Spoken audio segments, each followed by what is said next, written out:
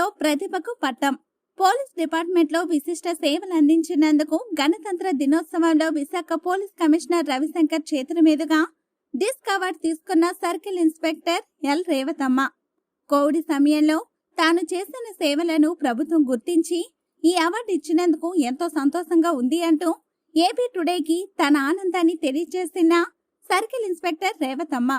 ఉద్యోగమే దైవంగా శాంతి భద్రతలను కాపాడడంలో తనదైన శైలి చూపించిన మహిళా అధికారికి ఇటువంటి పురస్కారం రావడంతో తోటి అధికారులు, సిబ్బంది ఆనందం వ్యక్తం చేశారు. మహిళలు అన్ని రంగాల్లో ముందంజలో ఉండాలని ప్రతిభ కనబరిచిన అందరికీ ప్రభుత్వం గుర్తిస్తుందన్న దానికి తానే నిదర్శనమని తెలిపారు. ఇటువంటి పురస్కారం ఇచ్చినందుకు విశాఖ పోలీస్ కమిషనర్ రవిశంకర్, రాష్ట్ర డీజీపీ రాజేంద్రనాథ్ రెడ్డికి ఇద్దరికి ఎంతో రుణపడి ఉంటానని తెలిపారు.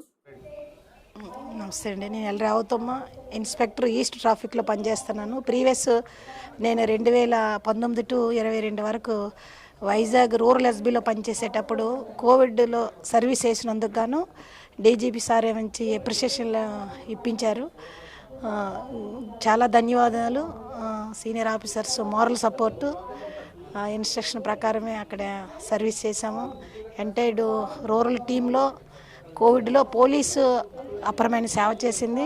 నాకు ఈ అవార్డు వచ్చినందుకు చాలా చాలా సంతోషంగా ఉందండి. ఎంటైర్డ్ సర్వీస్లో ఆ 3 years పీరియడ్ గొప్ప పీరియడ్ అని నేను భావిస్తున్నాను.